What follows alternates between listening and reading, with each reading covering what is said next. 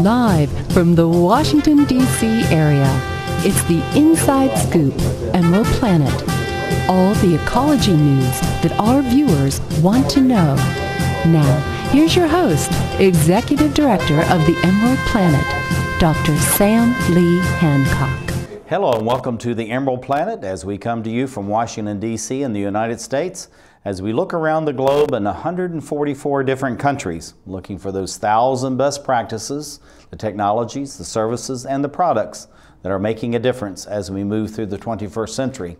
And as we go to a planet by 2050 has 9 billion souls, how are we going to be able to take care of all these people to provide the food, the fuel, the fiber, and the basic infrastructure, including healthcare, education, and everything else as needed to increase the quality of life.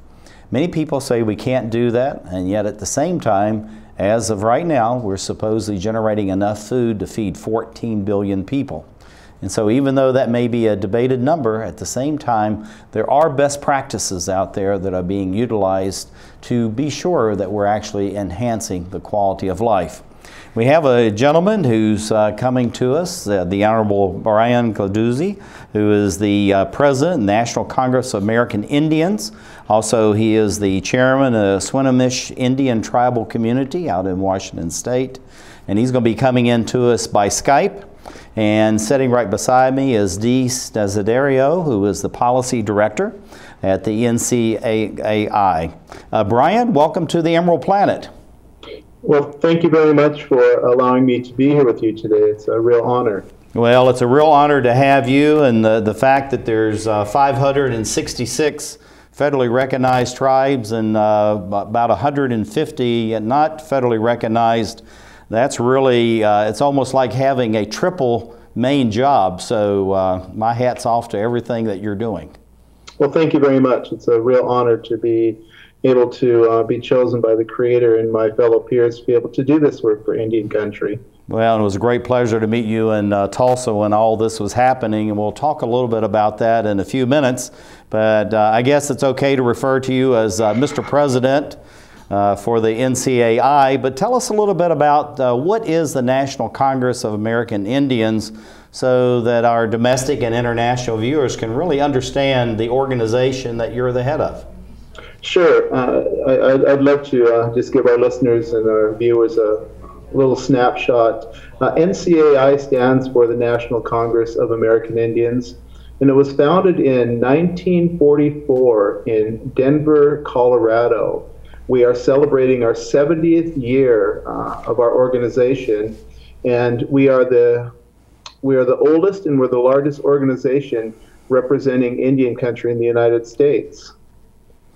Well, looking at your work, you're still the chairman of your own tribal community there in Washington State, and you and I had a chance to talk about some of the activities and responsibilities you have there.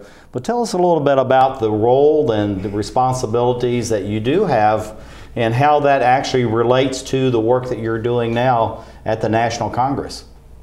Yes, I do have the opportunity to also serve as the chairman of the Swinomish Indian Tribal Community. We are located about 1 hour north of Seattle, and we're about 1 hour south of the Canadian border here in the great state of Washington. And I've had the pleasure of serving on my council for starting my 30th year now, and I am also starting my 18th year as the chairman of the Swinomish tribe. Well, I tell you, that's really a high honor to have to be elected and re-elected that long within your own tribal community, and then also to be elected the national president of such an esteemed organization. But there's hundreds of tribes. We talked about the 566 federally recognized and about 150 others, and these are all in what's called Indian country. What is Indian country? Sure. Indian country refers to the collection of tribal nations across the United States, and each and every one of these tribes are sovereign nations, and each is governed differently. As sovereign nations, tribes have a unique relationship with the United States government, and Indian tribes are spread out all across the United States, and we have a combined land mass that would make it the fourth largest state in the country. And there are over 5 million native peoples in the U.S. From up in Maine down to Florida, over to California, up to Alaska, and so it's quite a diverse array of nations that we have within the United States of America. Well, we have this map up on the screen, and I think you can see this, Brian. It's just amazing, the various locations of the different tribal groups across the United States, and of course in Alaska and Hawaii as well.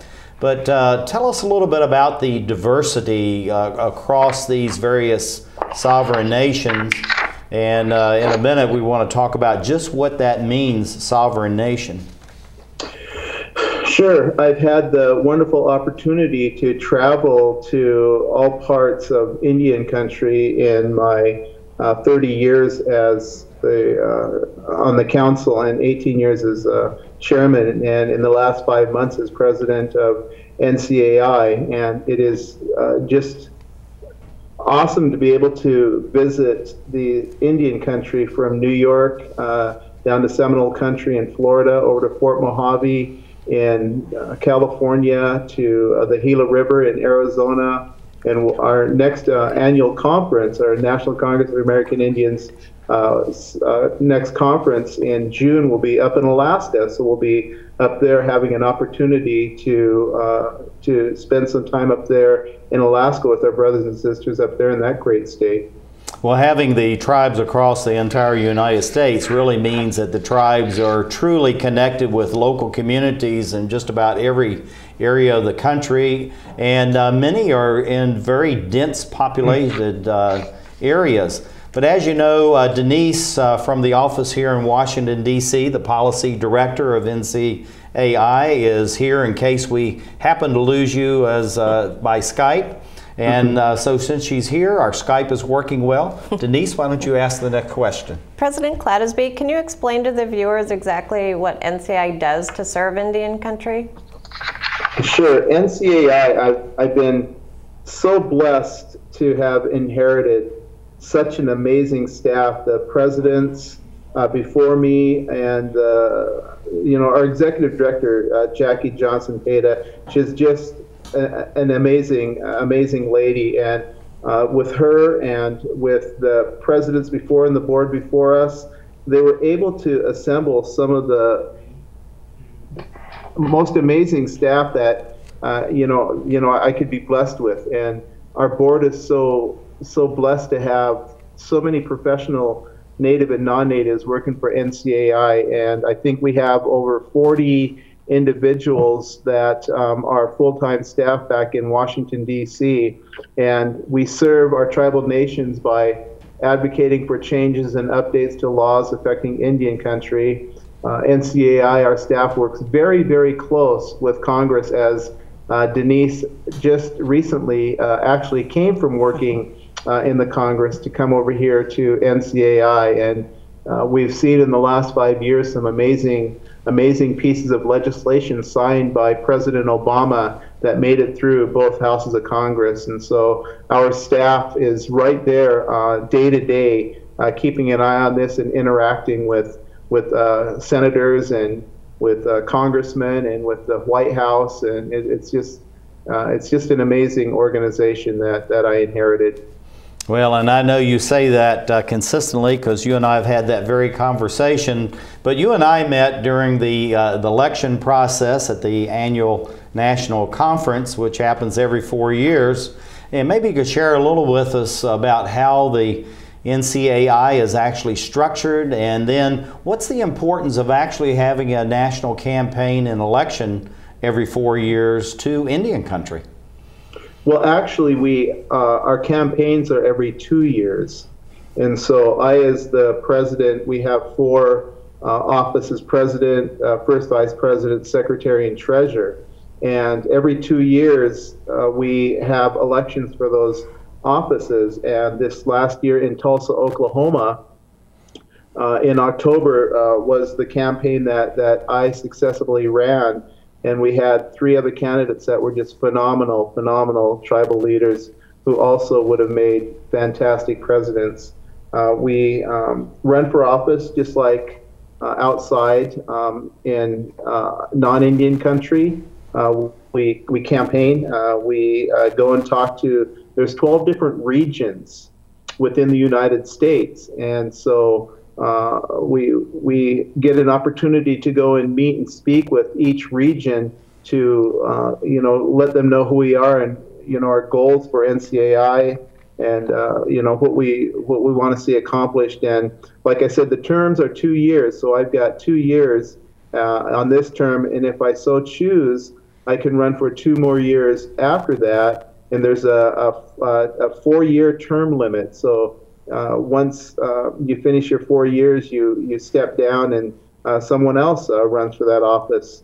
But we also elect regional vice presidents from each of the 12 regions, and we have alternates to those 12 regions, and they're called regional vice presidents. And together, the elected officials make decisions about the work of NCAI and how to best represent tribal nations. So we have currently there's 16 members on the board. There's the 4 elected officials, the president, vice president, secretary, and treasurer. Then we have the 12 regional vice presidents on the board. Well, we're going to be running out of time here, Brian, and we only have just about 45 seconds. So what do you see for the growth and development of the National Congress, see over the next 5, 10, 15 years as we do head towards 2050? NCAI will continue to grow stronger each and every year because tribes are becoming more and more involved throughout the nation. And in its 70th year, we are just going to continue to see great growth in NCAI advocating for Indian country in Washington, D.C. Well, that's a very good summary, and thank you for sharing with us and coming all the way by Skype from Washington State to Washington, D.C. And as you can see on the screen, this is the Honorable Brian Cladoosby, who is the President of the National Congress of American Indians, NCAI, and also the Chairman, Swinomish Indian Tribal Community. And sitting right beside me is Denise Desiderio, who is the Policy Director for NCAI. And thank you for being with us as we come to you to help create the Emerald Planet. I need a job. Necesito trabajo. I would like to speak English better. Me gustaría hablar inglés mejor. I want to be a U.S. citizen. Quisiera ser ciudadano de los Estados Unidos. For over 35 years, Por más de 35 años, the Hispanic Committee of Virginia has been serving our community. el Comité Hispano de Virginia ha estado sirviendo a nuestra comunidad. Job training and placement, Capacitación, ayuda para conseguir trabajo, education for children and adults, educación para niños y adultos, immigration, naturalization, and medical referrals. ayuda para los procesos de inmigración y naturalización y orientación sobre médicos Are a small part of what we do. son solo una pequeña parte de lo que hacemos. For help, information, or to volunteer, Para ayuda, información o para ofrecerse como voluntario, contact the Hispanic Committee of Virginia, comuníquese con el Comité Hispano de Virginia, helping everyone participate more fully in American society. ayudando a todos a participar plenamente en la sociedad norteamericana.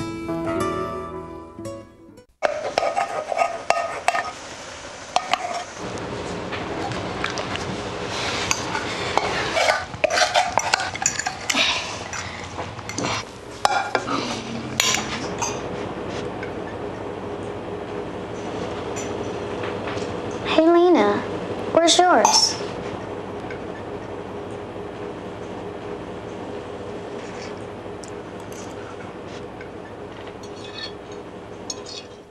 Would you notice if you were missing half your kidney function? According to the National Kidney Foundation, 20 million people have chronic kidney disease, and 20 million more may be at risk and not even know it. Anyone with high blood pressure, diabetes, or family history of chronic kidney disease is at risk. Early diagnosis is vitally important. To get the whole story, talk to your doctor and visit the National Kidney Foundation at kidney.org or call for a free brochure. Because when it comes to chronic kidney disease, you might not know the half.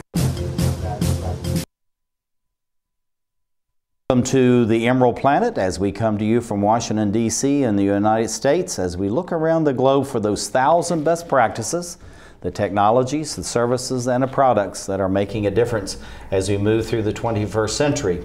And we're looking for the best of the best to determine how we're going to be able to take care of 2 billion new people. They're going to be joining the Earth by 2050. And we're looking for ways that we're actually going to enhance the quality of life, not just to exist. We have a real expert in all this who actually has an incredible job.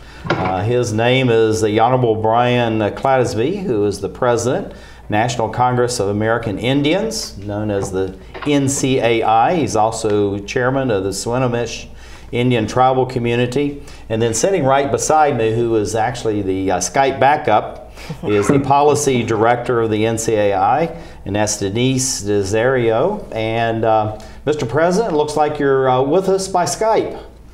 Yes, technology is amazing in the 21st century, isn't it? Well, you just levitated yourself right to the East Coast, and we're very glad to have you. But, you know, you're really in charge of a very important organization that has an impact on millions of people all across the United States, Alaska and Hawaii, of course. And tell us a little bit about the NCAI and its importance as far as the tribal people in what you call Indian country. It is, that's a great question. You know, NCAI is working, seems like nonstop on the various many issues that affect Indian country. Healthcare, for example, if you ever get an opportunity to read The Quiet Crisis, what actually came out 10 years ago, just talks about the great health disparities in Indian country. And so one of our big initiatives is to continue to work with the Indian Health Service and the Health and Human Services HHS department to continue to try to eradicate some of the health disparities that Indian country is facing. You know, one of the other issues is, you know, working with the Bureau of Indian Affairs when it comes to taking land into trust, for example, and working with the BIA on a various host of issues like law enforcement. VAWA, the Violence Against Women Act, was just recently passed, and you know, getting that implemented. Another big initiative is bringing the federal government into the 21st century when it comes to dealing with tribes, 21st century tribes. We just finished a trust reform work group that was did 2 years of work, and they just rolled out a report on trust reform. And so, you know, those are just some of the issues. We work with EPA very closely on environmental issues in Indian country, and there's just a whole host of issues that NCAI works on continually. It's nonstop. Well, I know it's nonstop, and I know, Mr. President, you're nonstop as well.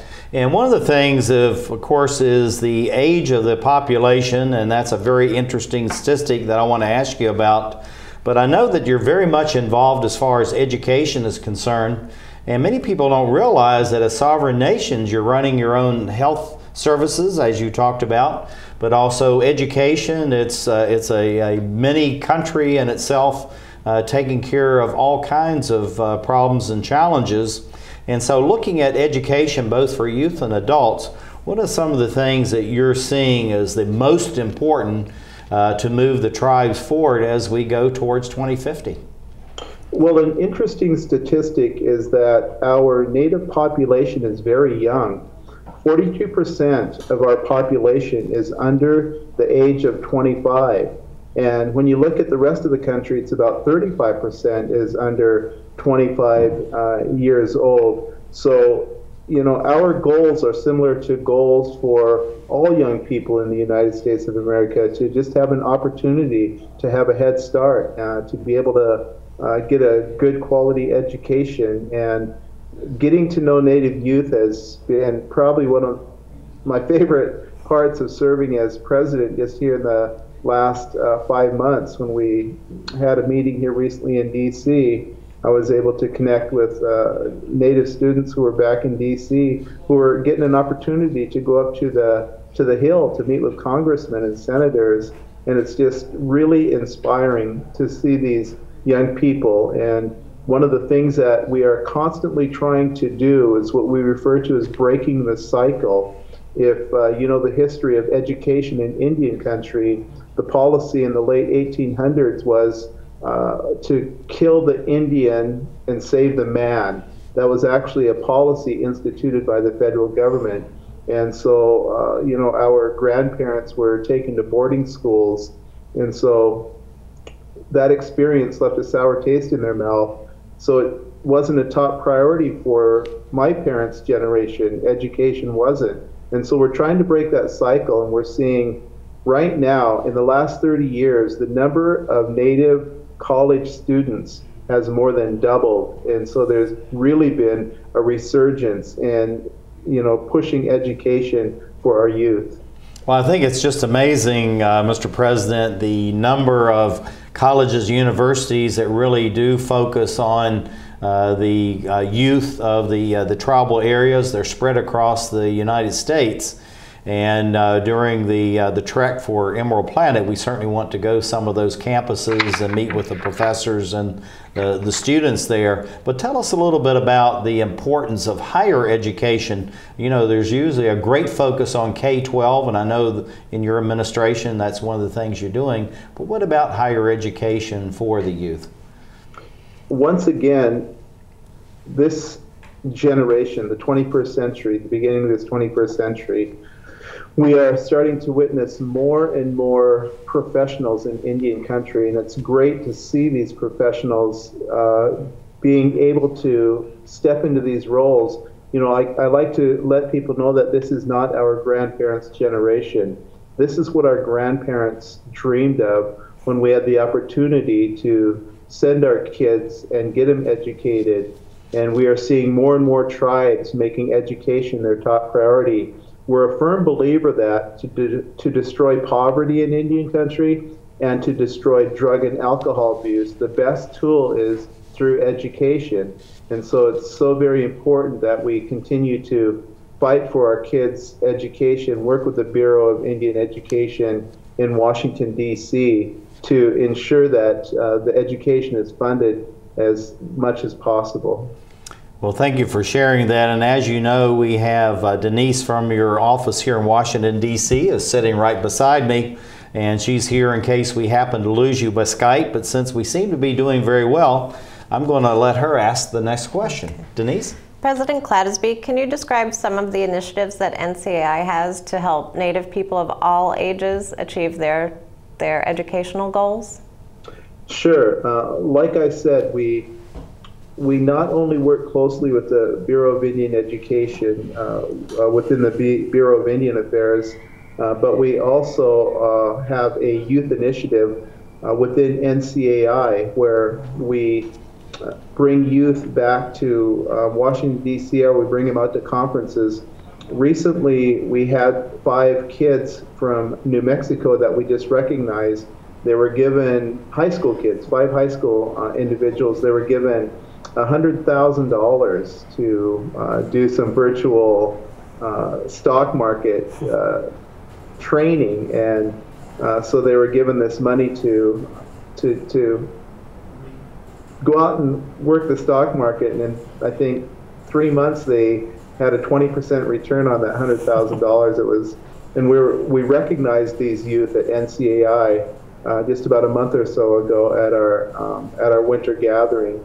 And just being able to have a youth initiative within NCAI is just so heartwarming, and these youth really love it. Well, looking at that, sounds like you need to turn them loose on the finances for the whole Congress. And if they're doing a 20% return, they're doing better than most of us, Mr. President. What are some of the examples? And I know this is something in that you really stress is that the youth, although they're receiving the education, they need to be involved as the next leaders, the next generation moving forward, but now they need to actually give back into Indian country and to the elders within the tribal communities. What are you doing, and what kinds of things are you seeing as far as their willingness to give back into Indian country? Well, one of the things that is so heartwarming and encouraging is to see how many of our youth are dedicated to learning and preserving their culture and their heritage. In my grandparents' generation, that light almost was put out by those policies of the federal government to assimilate our elders into the non-Indian society. And it's so heartwarming to see many of our Native youth that are learning the songs, they're learning their celebrations, they are listening to their elders, and they are trying to make a difference. But what we are also seeing is that once they are educated, they have a desire to come back home to work for their people. And I think that is the greatest thing there, that we have our youth returning back home. And we are what I call a place-based society, where we do not leave. We do not, our tribes across the nation do not leave. They do not pack up, and they don't go to other places around the world. And our kids know there's no place like home, and they keep coming back once they are educated, and that's awesome to see. Well, I know this is something that's really very precious, and particularly with the elders and the history of the development of the various tribal areas and this vast change that's going on right now. But what's some of the best practices that you could share with our domestic and international viewers that could be useful in countries all across the globe that are being learned through the youth that are studying right now and contributing back into Indian country? Well, we're understanding that when youth are being educated, that we're a believer that the best time to start teaching these youth is like age 3. You have your traditional K through 12, but we believe that the birth to 6 is really the head start for these kids, and that's one of the best practices that I'm seeing, where we are taking these kids and really giving them a head start at a very younger age, and encouraging the parents to be with their kids at a younger age, and encouraging the parents to be a part of their kids' education. I think that is one of the best practices that I'm seeing in Indian country, where our kids are really truly getting a head start at a younger age. Well, Mr. President, we're going to lose you for a while because we need to go right at the end of our segment. But this is the Honorable Brian Cladoosby, who is the President of the National Congress of American Indians and the Chairman of the Swinomish, as we create the Emerald Planet. I helped turn my child's public school into a whole new kind of school. One with a curriculum that really motivates kids. One that has extended hours, 6 days a week, year-round.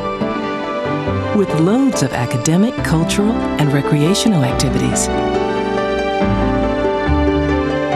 One that has support services like medical and dental right there. A school where parents' involvement is encouraged.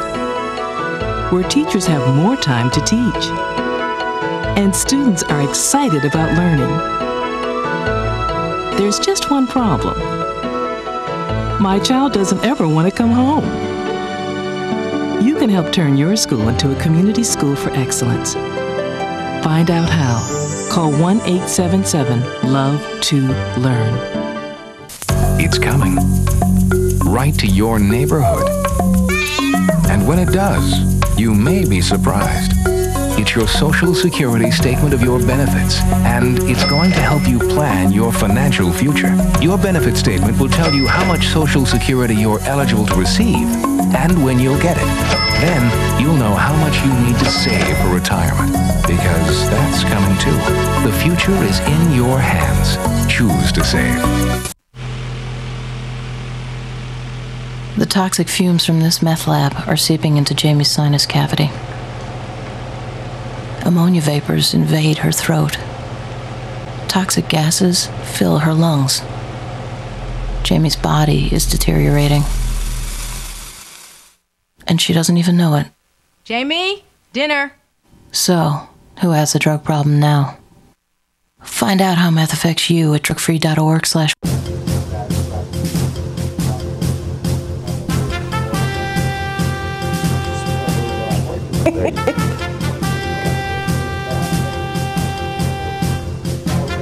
We're back to the Inside Scoop Emerald Planet. Here again, your host, Dr. Sam. Hello, and welcome to the Emerald Planet as we come to you from Washington, D.C. in the United States as we're looking how we're going to be able to take care of a planet with 9 billion people. Yes, 9 billion people. By 2050 and by end of the century, they're estimating maybe as many as 12 to 13 billion people. And so how are we going to be able to provide the food, the fuel, the fiber, all the basic infrastructure, the education, the health care that's actually needed to take care of these people so we have an increasing quality of life and not just to exist? A gentleman who actually is thinking about and working on a day-to-day basis on all of these issues in Indian country across the United States is the Honorable Brian Cladoosby, who is the president of the National Congress of American Indians and also is the chairman of the Swinomish Indian tribal community. And sitting right next to me is the policy director for the NCAI, Denise Desiderio. And Mr. President, welcome to the Emerald Planet. Once again, thank you for allowing me to be here with you today. Well, I know that something in your message that you had as far as the to Indian nations, one of the things that you really emphasize and talk about is economic development. Tell us a little bit about economic development and its relationship to the National Congress of American Indians. Sure. To have a good understanding of economic development in Indian country, you got to go back in the last 100 years and just look at exactly what tribes had the opportunity to do. And unfortunately, there was after the Great Depression, there was no Marshall Plan in Indian country. And so still today when you drive across Indian country, you will not see a whole lot of economic development occurring like you would see in a small town that would have, fast food restaurants or banks or movie theaters or drugstores and things like that. But we are starting to see in the 21st century tribes beginning to start actively involving economic development in their plans. And a lot of that was generated by gaming. And like I said, there was really no Marshall Plan in Indian country. And when the Indian Regulatory Gaming Act was passed in 1988, and in the 1990s when tribes start getting into economic development, they started to diversify from gaming to other businesses. In my home state of Washington, we have 29 tribes that contribute about $3.5 to $4 billion to the state's overall financial well-being while employing over 27,000 workers. And Oklahoma, which has 38 states, they have about just about 11 billion annual impact and employ about 5% of the state's entire workforce.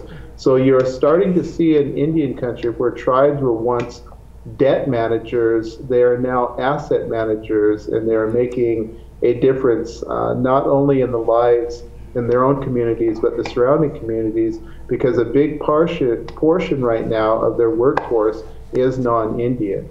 Well, looking at this site, I believe, hopefully I'm correct, this is a photograph from your own tribal area. And I know that there's a number of core values that you learned over the 18 years of managing and being in a leadership role with your own tribal community. What are some of the things that you learned within your own local area now that you're applying as your president of the National Congress? Sure, that's a great question. Yeah, that was a picture of my homeland. We live on an island. We are a fishing community. We are the second largest fishing fleet in the Puget Sound behind the Great Lummi Nation. And we're able to utilize all of the great natural resources the Creator has blessed us with in the Salish Sea. And we harvest all of those wonderful seafoods. And, you know, it's in the 18 years that I've been chairman, one of the things that I learned early on is, you know, businesses thrive when tribal councils don't micromanage them. And so we've employed that philosophy here, and I know a lot of tribes across the nation have done that too. So it's really amazing to see the 21st century tribes and the economic development opportunities that they have right now. Well, looking at this is something that I think a lot of people probably really don't realize, is that each of the tribes are sovereign nations, so they exist within their own right, their own homelands. And you brought that out very nicely when you were describing your own tribal area. How do you think this fact really affects the future of tribal areas as they look upon themselves as being self-sufficient, but at the same time creating their own economic dynamics, but then contributing to the larger community around them and to the United States as a whole? Well, it's, once again, it's amazing to see these tribes in the 21st century who, some of them now, in one generation, are the largest employers within their counties. And, you know, that only happens when you have a great working relationship. That picture you see there on the canoe there, that's the former governor of the great state of Washington, Chris Gregoire, right there sitting beside me with my 80-year-old father in the front there. And, you know, tribes in the 21st century are creating, we've always had great relationships with our elected officials, whether it be local, state, federal, or county officials. And right here is a good example of the great working relationship that the 29 tribes in Washington have with the governor, the former governor of the great state of Washington. And that's just a testimony to the, you know, the opportunities that we now have to interact with these elected officials.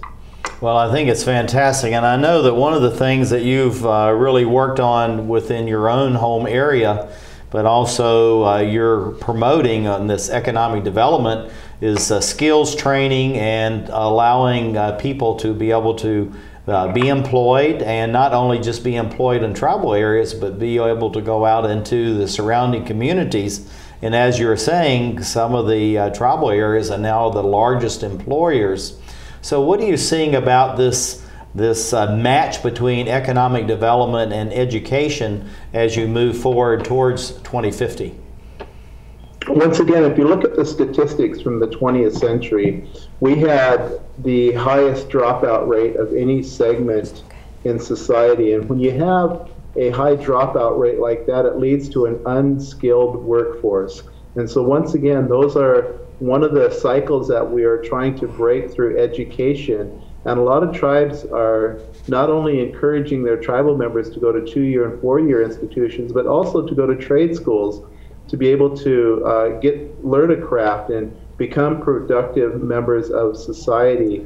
And so what we're seeing now is a lot of these tribal members becoming skilled members of the workforce, and it's really exciting to see this. You know, the tribes were always very strong and powerful, and had a lot of self-determination, and you know, unfortunately, a lot of that was taken away through the policies that were implemented in the 19th and 20th century.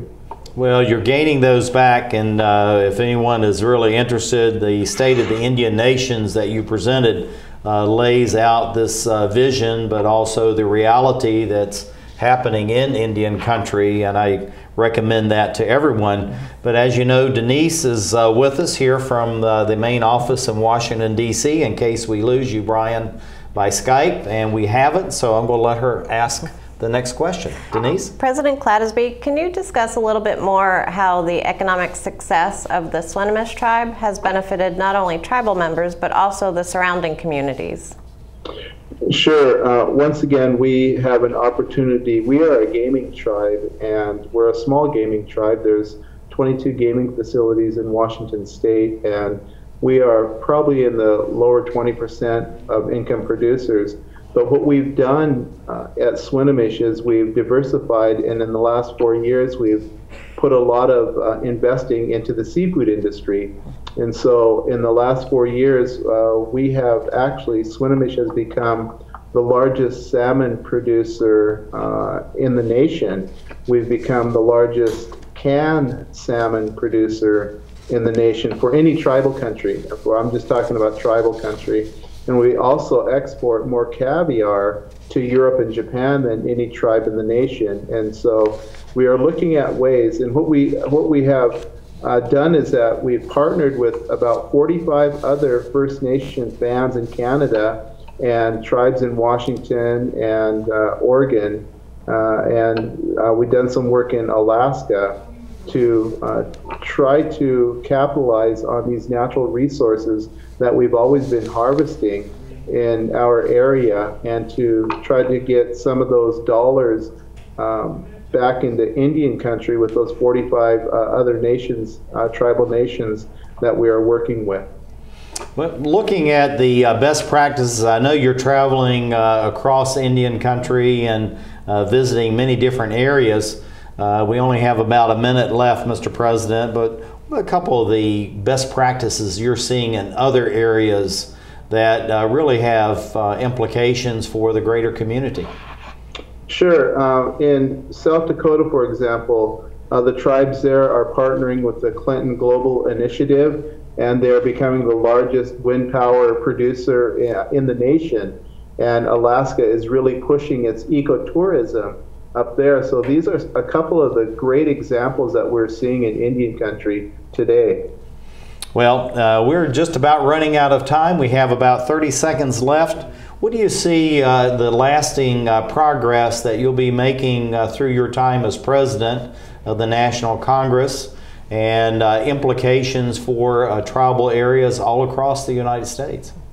Well, once again, we need to continue to educate our federal officials to let them know the relationship that they have with Indian country, and it's one of a trustee relationship. And you know, we need to encourage the federal government to look at tribes as 21st century tribes.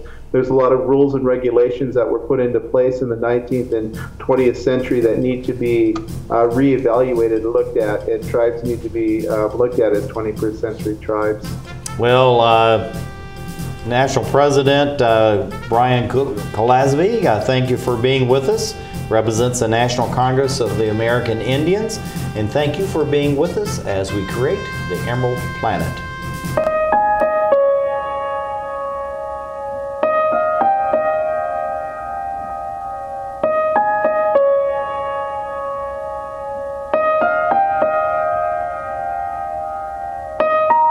Some dreams are universal, dreams that inspire us. Multiple sclerosis is a devastating disease that changes lives forever. The National MS Society does more for people with MS than any organization in the world. But we can't do it alone. To get involved, visit us online at nationalmssociety.org or call 1-800-FIGHT-MS. This is why we're here.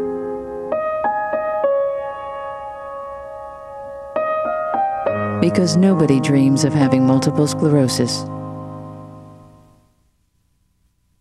What's wrong with this picture? Half of young Americans can't locate economic powers like Japan and India. 20% can't even find the Pacific Ocean. Without geography, our children aren't ready for the world. Geography is everywhere. It's incredible creatures, rhythm, fashion, flavor.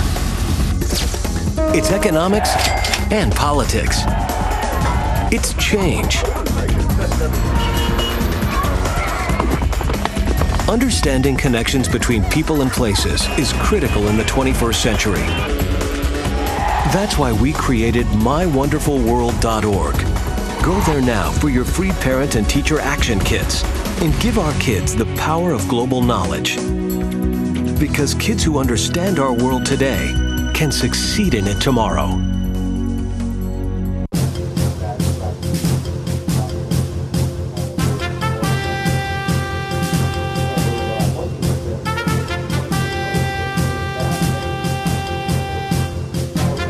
We're back to the Inside Scoop Emerald Planet. Here again, your host, Dr. Sam. Hello, I'm Dr. Sam Hancock, the President and Executive Director of Emerald Planet and the Director and host of the Emerald Planet TV. We come to you on a weekly basis to let you know about the best of the best, the 1,000 best practices that are taking place across 144 different nations. And also we can add to that the 566 sovereign nations of Indian country in the United States. And we have a gentleman who is really working towards the future not only of Indian country but also on behalf of the globe as we go to 9 billion people. He has a very young population, over 40% are under the age of 25. And so what are they going to be doing? How are they going to contribute to the world, to their own tribal areas, and to the United States as we do move through the 21st century?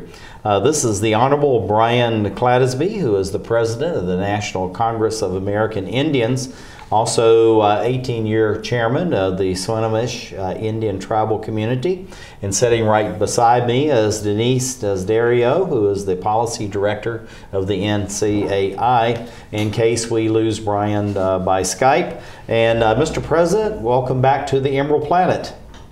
Thank you, Dr. Hancock. It's a real honor to be with you. And I know that we are talking about a number of different topics, but one of the areas that in many ways should be very obvious is natural resources, because you have tribal lands all across the United States and very different geographical location, climatic zones, and contribute in very many different ways to the economy of the tribe, their own local communities, and as well as the United States. So how is the NCAI involved with natural resources protection, actually enhancement, but at the same time protecting the environment across Indian country?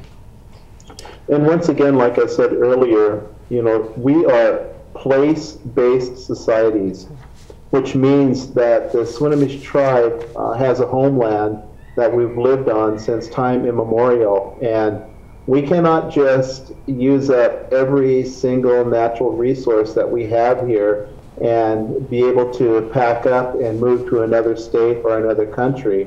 And so when it comes to managing the natural resources, and like you said, there's 566 nations, and each and every one of them are place-based societies. And you know, the Creator has allowed us to live in our homeland since time immemorial, and we've been great stewards of the natural resources, and we've been great stewards of the environment. And so it is, it's a really challenge to be able to make sure that we continue to have these resources for the next 7 generations. And so when you talk about protecting the environment and the natural resources, you know, those go hand in hand. Well, looking at our viewers, both domestically and internationally, are really focused on clean and green innovations and resiliency in all different ways. And I know that through your hard work, you're really looking at sustainable environmental development as well as economic development. And there are many tribes that are leading the way, just like this photograph we have of the wind turbines, as far as green energy and also very efficient and effective use of the land, so that we're increasing the soil and air and water quality. So what can you share with our viewers about some of these very large-scale projects, and at the same time maybe some of the other projects that are coming online that really are making a difference for the citizens, regardless of their tribal or outside the tribal areas? Once again, like I said earlier, South Dakota is partnering with the Clinton Global Initiative to build the largest wind power production facility in the United States. Now that is an amazing statement to be making, because 1 or 2 generations ago, our elders only hoped for economic development and this ability to do this in Indian country, and now we are seeing it in the 21st century. So, you know, my hat's off to those tribes in South Dakota for the great work that they're doing to produce this green energy, not only for them, but for all the citizens in their surrounding areas. Well, there's, as you know, there's this tension between you want to create new green jobs and new employment opportunities. You want to have new businesses being created on tribal areas, as well as within the community surrounding it. But at the same time, really, through the relationship with the Creator, you're trying to have this balance so that you're protecting and enhancing the environment, because again, you've been living for thousands of years in many of these tribal areas. So how through the National Congress are you able to resolve these issues, this dichotomy between we want to move forward and have the very best business opportunities, at the same time make sure that we protect the environment? Once again, each 566 tribal nations in the United States are sovereign nations. And so when Swinomish wants to, you know, create an economic development project in Indian country, you know, there's a lot of layers that we have to go through back in Washington, D.C., through the Bureau of Indian Affairs. And, you know, like I said, those rules and regulations were put in place in the 19th and 20th century when the federal government thought they knew what was best for Indian country. So what we are seeing now is economic development opportunities happening in Indian country. And if you ever look at the layers that the tribes have to go through to get some of these projects permitted, they have to jump through so many more hoops than a traditional investor would have to do. And so, you know, NCAI just works through these agencies to try to make, you know, make sure that these rules and regulations that have been in place could basically make economic development a little easier in Indian country.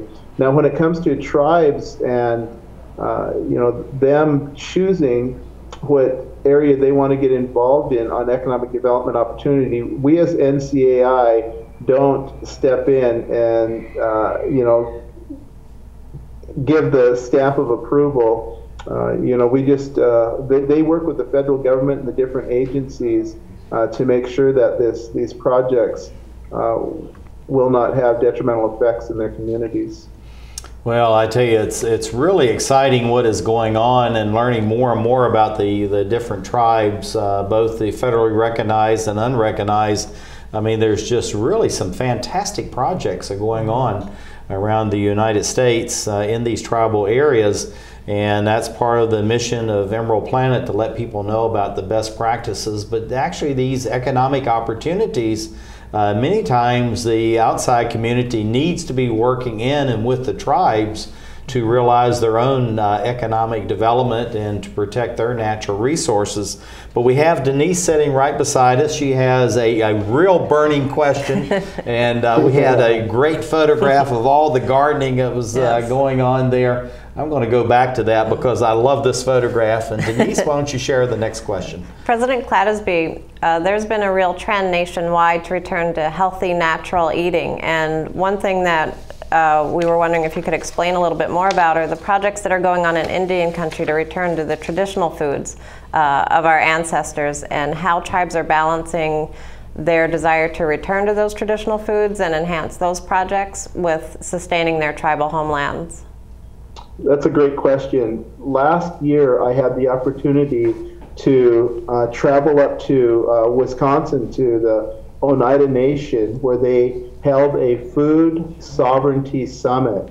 And the goal was just that, to try to get our traditional foods back on the plates of our tribal members.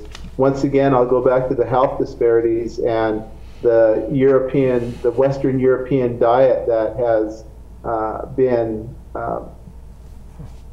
basically a big part of Indian country.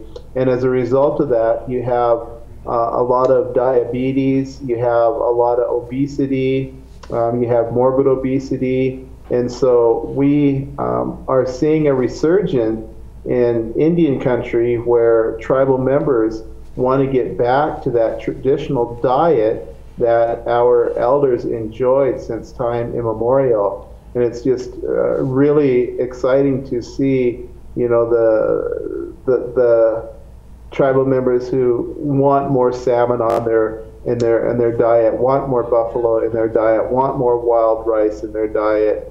And when you look at Alaska, Alaska is amazing in how they've maintained their traditional way of life and been sustained by all the wonderful natural resources up there.